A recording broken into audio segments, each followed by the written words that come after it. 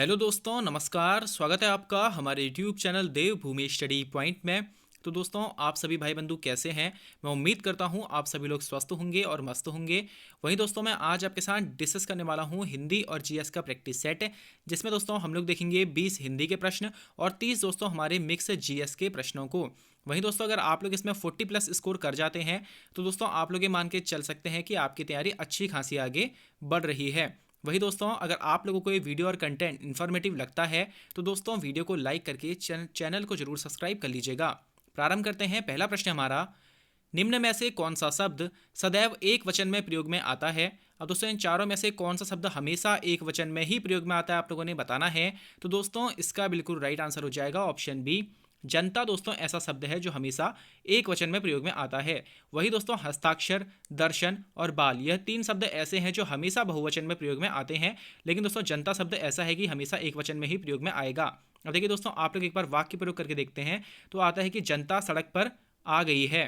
ठीक है, आ गई है, आ गए हैं नहीं बोलते, आ गई है। यानी कि दोस्तों हमें पता चल रहा है यह एक वचन स्त्रीलिंग शब्द है।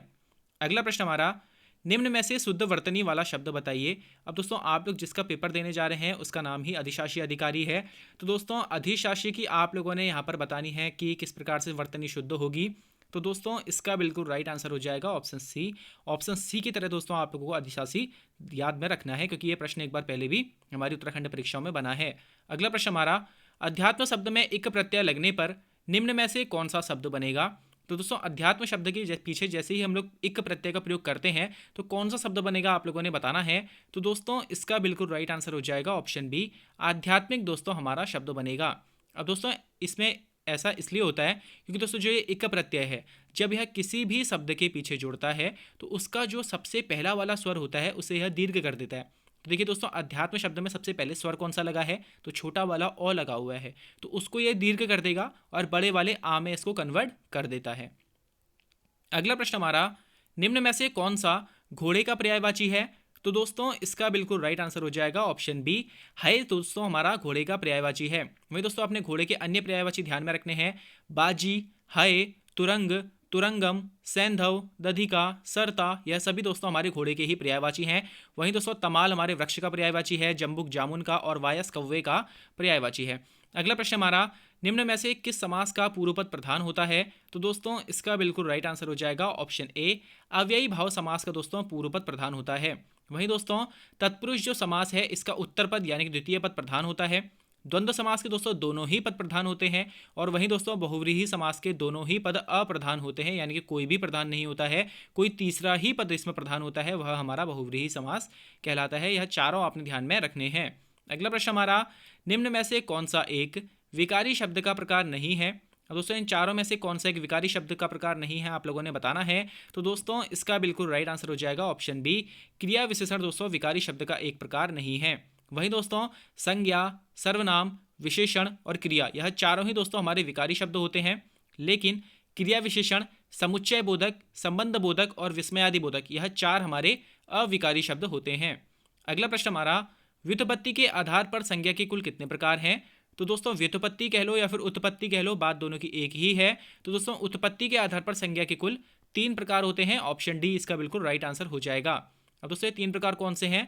तो रूढ़ संज्ञा, यौगिक संज्ञा और योग रूढ़ संज्ञा, यह तीनों ही दोस्तों हमारे उत्पत्ति के आधार पर संज्ञा के 3 प्रकार हैं। लेकिन दोस्तों, अगर कभी प्रश्न बना कि संज्ञा के कुल कितने प्रकार हैं, तो तब दोस्तों संज्ञा के कुल 5 प्रकार हैं। व्यक्तिवाचक, जातिवाचक, भाववाचक, द्रव्यवाचक और समूहवाचक। अगला प्रश्न हमारा, निम्न में से कौन सा शब्द पुल्लिंग है? तो दोस्तों, इसका बिल्कुल राइट आंसर हो जाएगा ऑप्शन ए, कपट जो शब्द है दोस्तों वह हमारा एक पुल्लिंग शब्द है। अब देखिए दोस्तों, आप जब बोलेंगे सुंदरता तो क्या बोलते हैं? आपकी सुंदरता, आपकी मूर्खता, आपकी निद्रा या फिर निद्रा आ गई, निद्रा आ गया नहीं कहते। तो यह 3 शब्द तो हमारे स्त्रीलिंग है। कपट दोस्तों हमारा पुल्लिंग शब्द है, आपका कपट। ठीक है, तो यह आपका कपट इसमें बैठ जा रहा है, आपका कपट देखकर। तो दोस्तों, इस प्रकार से इसमें हमारा यह पुल्लिंग शब्द है, वाक्य प्रयोग करके हम लोग पहचान सकते हैं। अगला प्रश्न हमारा, मोहन एक अच्छा खिलाड़ी होते हुए भी पढ़ने में तेज है, किस प्रकार का वाक्य है? आप लोगों ने बताना है दोस्तों।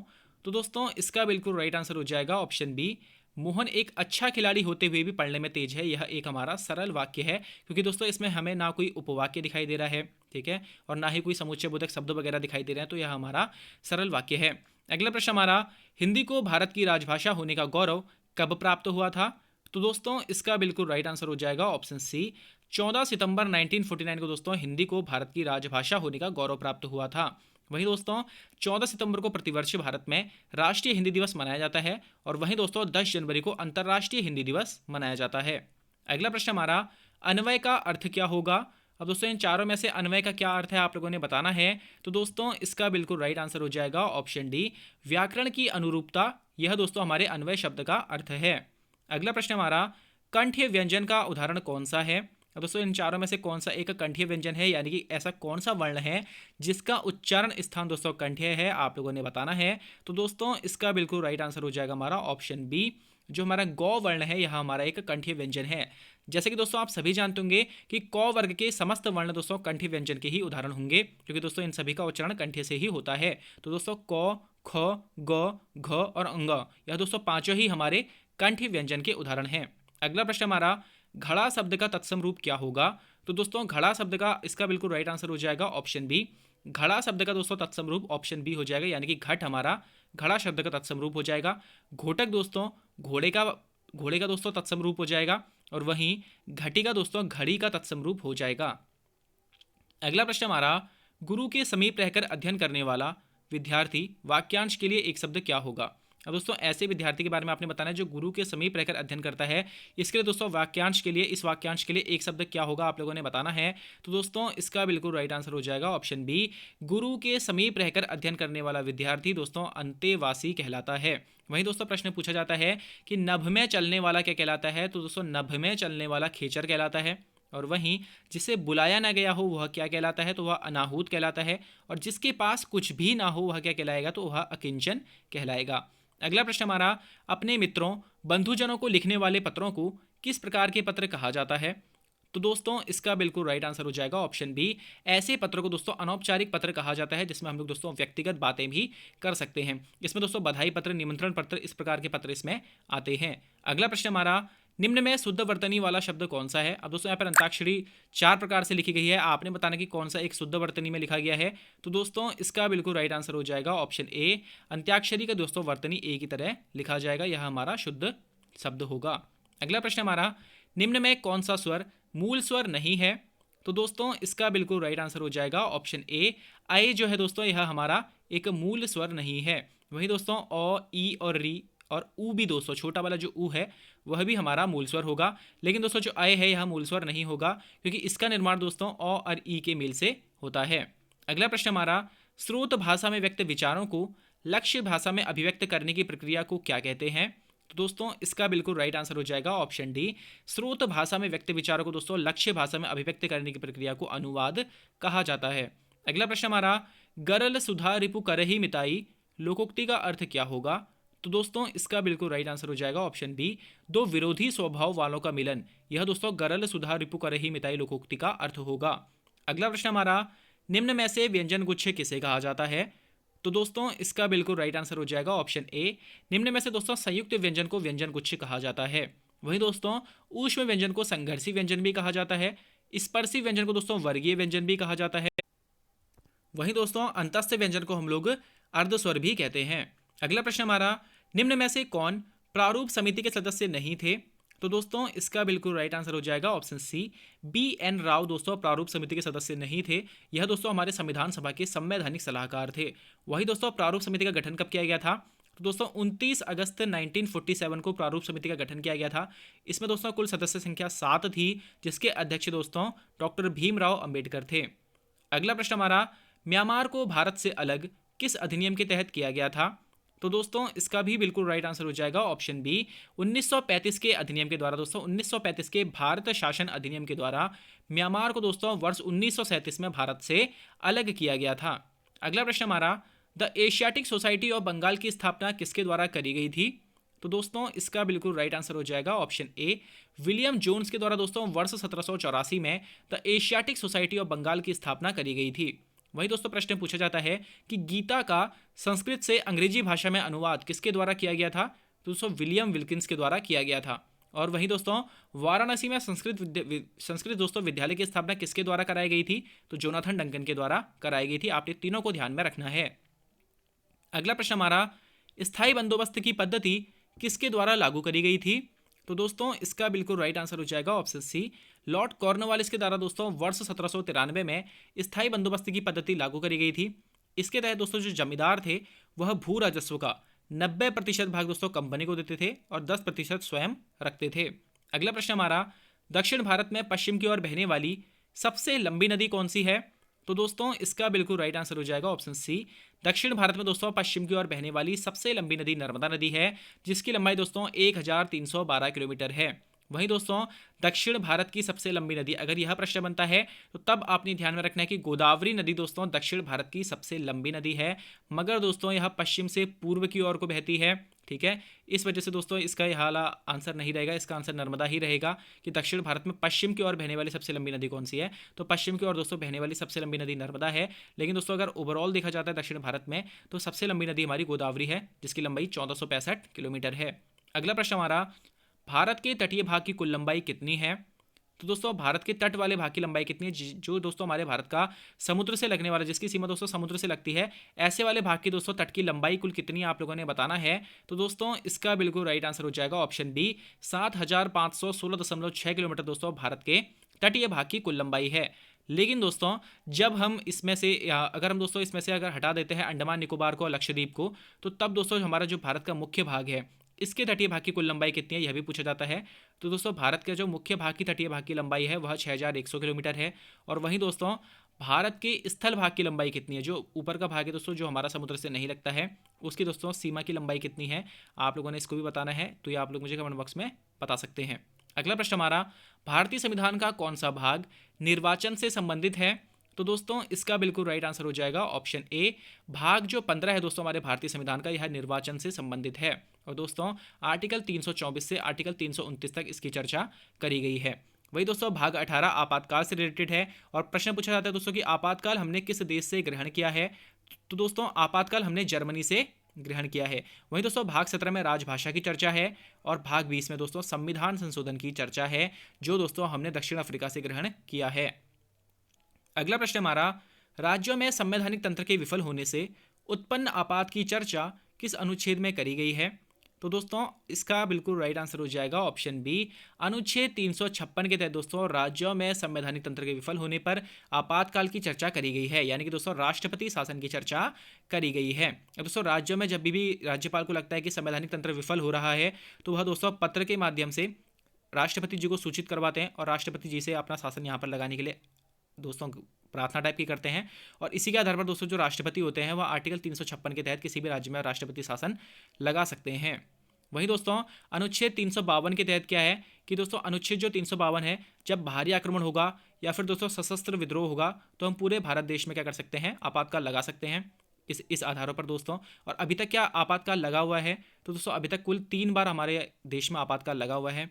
कब कब 3 बार लगा है? तो एक बार दोस्तों 1962 में भारत चीन आक्रमण के समय, भारत चीन युद्ध के समय, दूसरा दोस्तों 1971 में भारत और पाकिस्तान के युद्ध के समय, और 1975 में दोस्तों इंदिरा गांधी के समय आंतरिक गड़बड़ी के आधार पर आपातकाल लगाया गया था। तो वहीं दोस्तों आपातकाल की चर्चा हमारी 352, 356, 360 इन तीनों ही आर्टिकल में करी गई है। लेकिन दोस्तों जो हमारा संवैधानिक तंत्र का विफल होने पर आपातकाल की चर्चा है वह आर्टिकल 356 में करी गई, यानी कि राष्ट्रपति शासन की चर्चा आर्टिकल 356 के तहत करी गई है। वहीं दोस्तों वित्तीय आपातकाल की चर्चा किसके तहत करी गई है? तो दोस्तों वित्तीय आपातकाल की चर्चा आर्टिकल 360 के तहत करी गई है और यह अभी तक भारत में एक भी बार नहीं लगा है। अगला प्रश्न हमारा, निम्न में से कौन सी जलधारा हिंद महासागर की नहीं है? अब इन चारों में से कौन सी एक हिंद महासागर की जलधारा नहीं है, आप लोगों ने बताना है दोस्तों। तो दोस्तों इसका बिल्कुल राइट आंसर हो जाएगा ऑप्शन डी, गल्फ स्ट्रीम जलधारा दोस्तों यह हिंद महासागर की जलधारा नहीं है। वहीं दोस्तों अगुलहास और मोजम्बिक यह दोस्तों हिंद महासागर की गर्म जलधारा है, जबकि दोस्तों पश्चिमी ऑस्ट्रेलिया जलधारा यह हिंद महासागर की ठंडी जलधारा है। गल्फ स्ट्रीम जलधारा दोस्तों अटलांटिक महासागर की जलधारा है, जो कि एक गर्म जलधारा है और इसे यूरोप का कंबल भी कहते हैं। आपने सभी फैक्ट्स को ध्यान में रखना है। अगला प्रश्न हमारा, वायुमंडल का सबसे न्यूनतम तापमान किस मंडल में पाया जाता है? तो दोस्तों सबसे कम तापमान किस मंडल में पाया जाता है वायुमंडल के, आप लोगों ने बताना है। तो दोस्तों इसका बिल्कुल राइट आंसर हो जाएगा ऑप्शन सी, मध्य मंडल में दोस्तों वायुमंडल का सबसे न्यूनतम तापमान पाया जाता है। -100 डिग्री सेल्सियस दोस्तों यहाँ पर तापमान रहता है। वही दोस्तों जिस जगह पर हम लोग पृथ्वी के निवास करते हैं उसे क्या बोलते हैं, तो उसे क्षोभ मंडल कहते हैं, जहां पर दोस्तों समस्त मौसम संबंधी घटनाएं हमें देखने के लिए मिलती है। वही दोस्तों समताप मंडल से प्रश्न बनता है कि वायुयान उड़ाने की आदर्श दशा कहाँ पाई जाती है, तो आपने ध्यान रखना है समताप मंडल में वायुयान उड़ाने की आदर्श दशा पाई जाती है। और वही दोस्तों आयन मंडल में रेडियो तरंगे जाकर के पृथ्वी पर परावर्तित होकर के वापस आती हैं। अगला प्रश्न हमारा, राष्ट्रीय विज्ञान दिवस निम्न में से किस तिथि को मनाया जाता है, दोस्तों इसका बिल्कुल राइट आंसर हो जाएगा ऑप्शन ए, 28 फरवरी को दोस्तों प्रतिवर्ष राष्ट्रीय विज्ञान दिवस मनाया जाता है। वहीं दोस्तों 12 जनवरी को राष्ट्रीय युवा दिवस मनाया जाता है स्वामी विवेकानंद की जयंती पर। और वहीं दोस्तों 9 जनवरी को प्रवासी भारतीय दिवस मनाया जाता है और 26 नवंबर को दोस्तों संविधान दिवस के रूप में मनाया जाता है। अगला प्रश्न हमारा, विश्व व्यापार संगठन का मुख्यालय कहाँ स्थित है, तो दोस्तों आपने बताना कि WTO यानी कि वर्ल्ड ट्रेड ऑर्गेनाइजेशन यानी कि विश्व व्यापार संगठन का मुख्यालय कहाँ स्थित है, तो दोस्तों इसका बिल्कुल राइट आंसर हो जाएगा ऑप्शन ए, जेनेवा स्विट्जरलैंड में दोस्तों विश्व व्यापार संगठन का मुख्यालय स्थित है। बात करी जाए दोस्तों इसकी स्थापना की, तो 1 जनवरी 1995 को दोस्तों इसकी स्थापना करी गई थी। अगला प्रश्न हमारा, नेहरू जी के द्वारा पेश किए गए उद्देश्य प्रस्ताव को सर्वसम्मति से कब अपनाया गया था, तो दोस्तों इसका बिल्कुल राइट आंसर हो जाएगा ऑप्शन बी, 22 जनवरी 1947 को दोस्तों नेहरू जी के द्वारा पेश किए गए उद्देश्य प्रस्ताव को सर्वसम्मति से अपनाया गया था।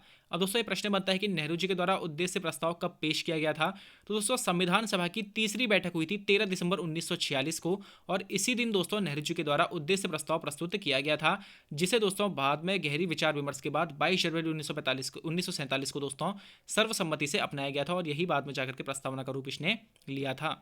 वहीं दोस्तों संविधान सभा की अंतिम बैठक कब हुई थी, तो दोस्तों 24 जनवरी 1950 को संविधान सभा की अंतिम बैठक हुई थी। इसी दिन दोस्तों डॉक्टर राजेंद्र प्रसाद को भारत के राष्ट्रपति के रूप में चुना गया था। और वहीं दोस्तों 29 अगस्त 1947 को प्रारूप समिति का गठन किया गया था, जिसके अध्यक्ष BR अम्बेडकर थे।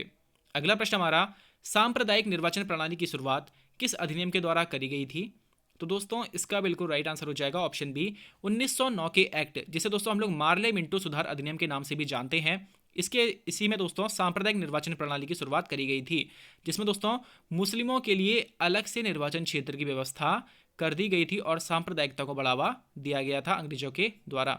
वहीं दोस्तों 1919 का जो एक्ट था मॉन्टेग्यू चेम्सफोर्ड सुधार अधिनियम, इसके तहत भी दोस्तों चेंज ऐसी प्रकार से करे गए सांप्रदायिक आधार पर ही सिखों के लिए, ईसाइयों के लिए और एंग्लो इंडियन के लिए भी दोस्तों पृथक निर्वाचन क्षेत्र बनाए गए थे। अगला प्रश्न हमारा, किस मुगल शासक के काल को स्थापत्य कला का स्वर्ण युग कहा जाता है, तो दोस्तों इसका बिल्कुल राइट आंसर हो जाएगा ऑप्शन बी, शाहजहां के काल को दोस्तों स्थापत्य कला का स्वर्ण युग कहा जाता है।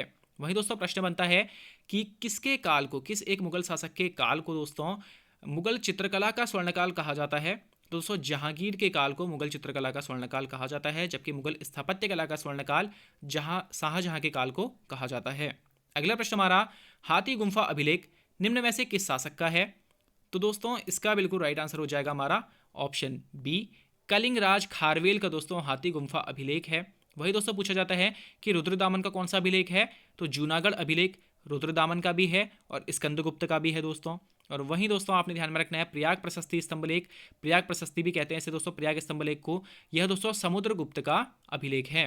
अगला प्रश्न हमारा, कांग्रेस के किस अधिवेशन में पूर्ण स्वराज का लक्ष्य घोषित किया गया था, तो दोस्तों इसका बिल्कुल राइट आंसर हो जाएगा ऑप्शन बी, वर्ष 1929 के दोस्तों लाहौर अधिवेशन में कांग्रेस के पूर्ण स्वराज का लक्ष्य घोषित किया गया था, जिसकी अध्यक्षता दोस्तों जवाहरलाल नेहरू जी के द्वारा करी गई थी। अगला प्रश्न बनता है दोस्तों कि कांग्रेस का विभाजन किस अधिवेशन के दौरान हुआ था, तो दोस्तों वर्ष 1907 के सूरत अधिवेशन के दौरान, ठीक है, इनका क्या हुआ था दोस्तों, विभाजन हो गया था। वही दोस्तों 1911 के कलकत्ता अधिवेशन में पहली बार जन गण मन गाया गया था, यानी कि हमारा राष्ट्रगान गाया गया था, यह भी आपने ध्यान में रखना है। विश्व नारायण दत्त ने दोस्तों इसकी अध्यक्षता करी थी। और वहीं दोस्तों 1924 के बेलगाम अधिवेशन से आपने ध्यान में रखना है कि महात्मा गांधी जी के द्वारा कांग्रेस की एकमात्र अध्यक्षता 1924 के बेलगाम अधिवेशन में करी गई थी। अगला प्रश्न हमारा, सुभाष चंद्र बोस को देश नायक की उपाधि किसके द्वारा दी गई थी, तो दोस्तों इसका बिल्कुल राइट आंसर हो जाएगा हमारा ऑप्शन डी, रविंद्रनाथ टैगोर के द्वारा दोस्तों सुभाष चंद्र बोस को देश नायक की उपाधि प्रदान करी गई थी। वहीं दोस्तों रविंद्रनाथ टैगोर को गुरुदेव की उपाधि किसने प्रदान करी थी, तो दोस्तों महात्मा गांधी जी ने गुरुदेव की उपाधि रविंद्रनाथ टैगोर को प्रदान करी थी। और वहीं दोस्तों महात्मा गांधी को महात्मा की उपाधि किसने प्रदान करी थी? तो यह दोस्तों रविंद्रनाथ टैगोर के द्वारा करी गई थी। अगला प्रश्न हमारा, निम्न में से कौन सी नदी ब्रह्मपुत्र की सहायक नदी नहीं है? तो दोस्तों इसका बिल्कुल राइट आंसर हो जाएगा ऑप्शन डी, तुंगभद्रा नदी दोस्तों, जो कि कृष्णा नदी की सहायक नदी है। यह दोस्तों ब्रह्मपुत्र की सहायक नहीं है। वहीं दोस्तों दिबांग, लोहित और मानस तीनों ही दोस्तों हमारे ब्रह्मपुत्र की सहायक नदी है। अब देखिए दोस्तों, दिबांग एक ब्रह्मपुत्र की सहायक नदी है और ब्रह्मपुत्र को दोस्तों अरुणाचल प्रदेश में दिहांग कहा जाता है। आपने दोनों में ही डिफरेंस समझना है। अगला प्रश्न हमारा, बोकारो इस्पात संयंत्र की स्थापना किस देश के सहयोग से की गई थी? तो दोस्तों इसका बिल्कुल राइट आंसर हो जाएगा हमारा ऑप्शन ए, सोवियत संघ यानी कि दोस्तों रूस के सहयोग से बोकारो इस्पात संयंत्र और भिलाई इस्पात संयंत्र दोनों की ही स्थापना करी गई थी। वहीं दोस्तों जर्मनी के सहयोग से राउरकेला इस्पात संयंत्र की स्थापना करी गई थी, जबकि ब्रिटेन के सहयोग से दोस्तों दुर्गापुर इस्पात संयंत्र की स्थापना करी गई थी। आपने सभी को ध्यान में रखना है, इनकी स्थापना किस देशों के सहयोग से करी गई है, यह प्रश्न काफी बनते हैं। अगला प्रश्न हमारा, रेल बजट को आम बजट से किस वर्ष अलग कर दिया गया था? तो दोस्तों इसका बिल्कुल राइट आंसर हो जाएगा ऑप्शन ए, वर्ष 1924 में दोस्तों, और एक वर्थ कमेटी की सिफारिश के आधार पर वर्ष 1924 में दोस्तों रेल बजट को आम बजट से अलग कर दिया गया था। मगर वर्ष 2017 में दोस्तों रेल बजट को आम बजट में ही फिर से शामिल कर दिया गया है। वही दोस्तों प्रश्न बनता है कि भारतीय रेलवे बोर्ड की जो दोस्तों स्थापना थी वह किस वर्ष हुई थी? तो दोस्तों भारतीय रेलवे बोर्ड की स्थापना तो वर्ष 1905 में हो गई थी, मगर दोस्तों इसका जो राष्ट्रीयकरण है वह वर्ष 1950 में हुआ था। अगला प्रश्न हमारा, भारत के जनांकीय इतिहास में किस वर्ष को महान विभाजक वर्ष की संज्ञा दी जाती है?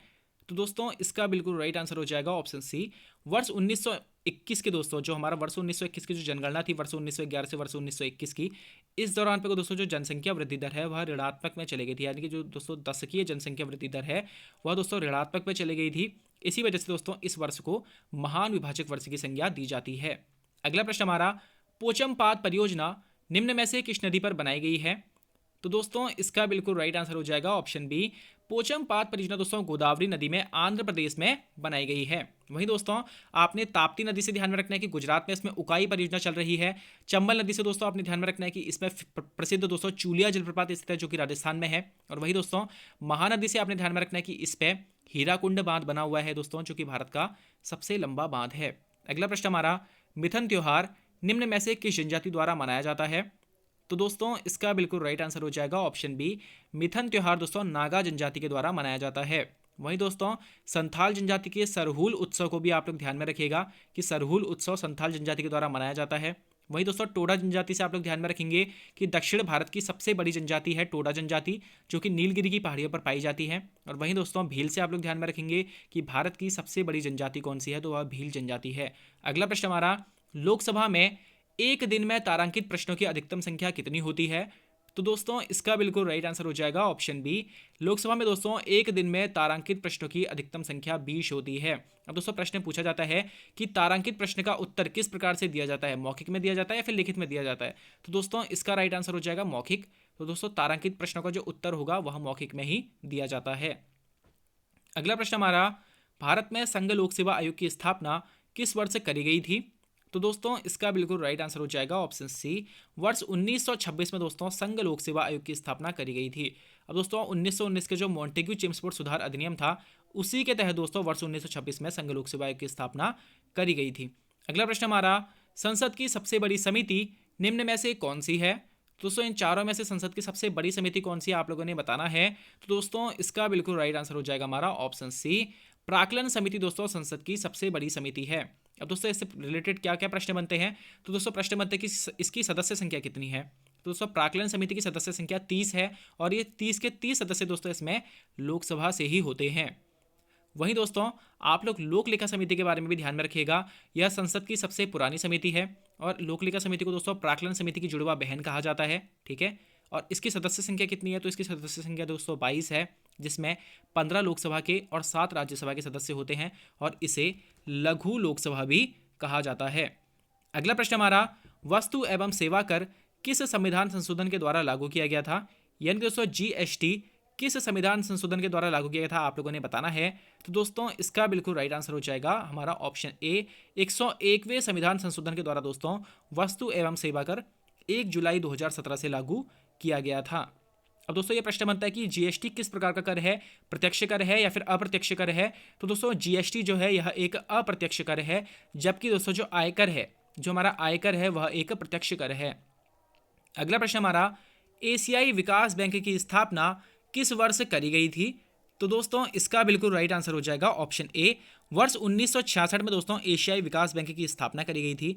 बात करी जाए दोस्तों इसके मुख्यालय की, तो इसका मुख्यालय मनीला फिलीपींस में स्थित है। और इसके अध्यक्ष कौन है। दोस्तों इसके अध्यक्ष हैं एम असाकावा। अगला प्रश्न हमारा और आज का हमारा अंतिम प्रश्न है दोस्तों कि साइमन कमीशन ने अपनी रिपोर्ट निम्न में से कब सौंपी थी। तो दोस्तों इसका बिल्कुल राइट आंसर हो जाएगा ऑप्शन बी, मई 1930 में दोस्तों साइमन कमीशन ने अपनी रिपोर्ट सौंपी थी। दोस्तों साइमन कमीशन का गठन कब हुआ था। तो दोस्तों इसका गठन नवंबर 1927 में हुआ था। इसकी दोस्तों कुल सदस्य संख्या कितनी थी, यह प्रश्न पूछा जाता है। तो कुल सदस्य संख्या दोस्तों इसमें 7 थी और सभी के सभी अंग्रेज थे, इसलिए दोस्तों इसका भारत में विरोध हुआ था। इसके अध्यक्ष कौन थे। तो इसके अध्यक्ष दोस्तों जॉन साइमन थे। ठीक है। भारत कब आया था दोस्तों ये। तो दोस्तों भारत में 2 बार आया था, आपने दोनों बार ध्यान में रखना है। पहली बार दोस्तों भारत कब आया था, तो 3 फरवरी 1928 को पहली बार, और फिर अक्टूबर 1928 को दूसरी बार साइमन कमीशन भारत आया था। अब दोस्तों आप लोग मुझे बताइएगा कि आपको ये वीडियो कैसा लगा। अगर दोस्तों आप लोगों की किसी प्रकार की कोई राय है तो आप लोग मुझे कमेंट बॉक्स में जरूर बता सकते हैं। वहीं दोस्तों अगर आप लोगों को ये वीडियो और कंटेंट इन्फॉर्मेटिव लगता है तो दोस्तों वीडियो को लाइक करके चैनल को जरूर सब्सक्राइब कर लीजिएगा। वहीं दोस्तों आप लोगों को आपके आगामी एग्जाम्स के लिए हार्दिक बधाई शुभकामनाएं देते हुए मैं अपनी वाणी को विराम देता हूं दोस्तों। धन्यवाद।